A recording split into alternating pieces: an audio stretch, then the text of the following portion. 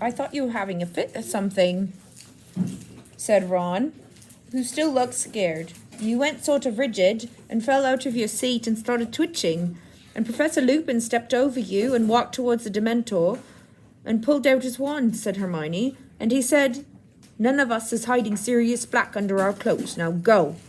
But the Dementors didn't move. So Lupin muttered something, and a silvery thing shot out of his wand at it, and it turned round and sort of glided away. "It was horrible," said Neville in a higher voice than usual. "Did you feel how cold it went when it came in?" "I felt weird," said Ron, shifting his shoulders uncomfortably, "like I'd never be cheerful again." Ginny, who was huddled in her corner, looking nearly as bad as Harry felt, gave a small sob. Hermione went over and put a comforting arm around her. "But didn't any of you fall off your seats?" said Harry awkwardly. "No," said Ron, looking anxiously at Harry again. "Ginny was shaking like mad, though." Harry didn't understand. He felt weak and shivery, as though he was recovering from a bad bout of flu. He also felt the beginnings of shame. Why had he gone to pieces like that, when no one else had? Professor Lupin had come back. He paused as he entered, looking around, and said with a small smile, "I haven't poisoned that chocolate, you know." Harry took a bite, and to his great surprise felt warmth spread suddenly to the tips of his fingers and toes. "We'll be at Hogwarts in 10 minutes, said Professor Lupin. "You all right, Harry?" Harry didn't ask how Professor Lupin knew his name. "Fine," he muttered, embarrassed. They didn't talk much during the remainder of the trip. At long last, the train stopped at Hogsmeade Station, and there was a great scrambling to get out. Owls hooted, cats meowed, and Neville's pet toad croaked loudly from under his hat. It was freezing on the tiny platform. Rain was driving down in icy sheets. "Percy is this way," called a familiar voice. Harry, Ron, and Hermione turned and saw the gigantic outline of Hagrid at the end of the platform, beckoning the terrified-looking new students forward for their traditional journey across the lake. "All right, you three," Hagrid yelled over the heads of the crowd. They waved at him, but had no chance to speak to him because the mass of people around them was shunting them away from the platform. Harry, Ron, and Hermione followed the rest of the school out onto a rough mud track, where at least 100 stagecoaches awaited the remaining students, each pulled, Harry could only assume, by an invisible horse, because when they climbed inside one and shut the door, the coach set off all by itself, bumping and swaying in procession. The coach smelled faintly of mold and straw. Harry felt better since the chocolate, but still weak. Ron and Hermione kept looking at him sideways, as though frightened he might collapse again.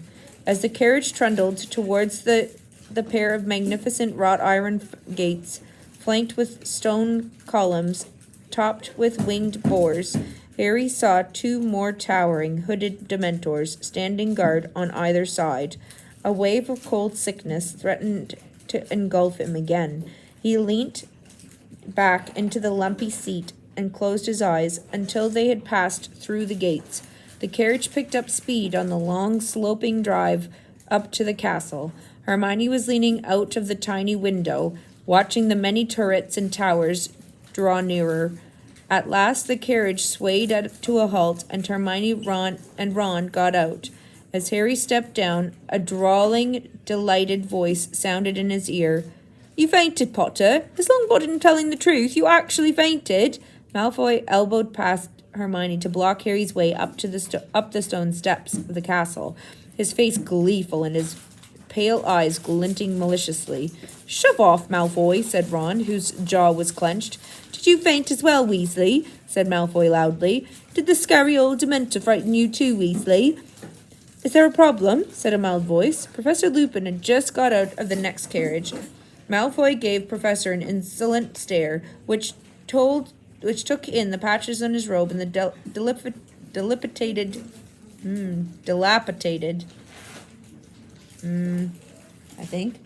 suitcase. With a tiny hint of sarcasm in his voice, he said, "Oh, no, Professor."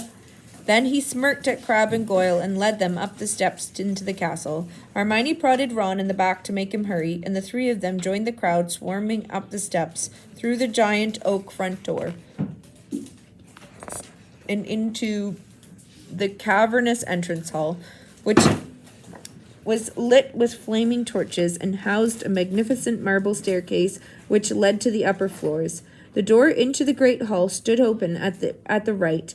Harry followed the crowd towards it, but had barely glimpsed the enchanted ceiling, which was black and cloudy tonight, when a voice called, "Potter, Granger, I want to see you both." Harry and Hermione turned around surprised. Professor McGonagall, Transfiguration teacher and head of Gryffindor House, was calling over the heads of the crowd. She was a stern-looking witch who wore her hair in a tight bun. Her sharp eyes were framed with square spectacles. Harry fought his way over to her with a feeling of foreboding. Professor McGonagall had a way of making him feel like he must have done something wrong. "There's no need to look so worried. I just wanted a word in my office," she said to them. "Move along there, Weasley." Ron stared as Professor McGonagall ushered Harry and Hermione away from the chattering crowd. They accompanied her across the entrance hall, up the marble staircase, and along a corridor. Once they were in her office, a small room with a large, welcoming fire, Professor McGonagall motioned Harry and Hermione to sit down.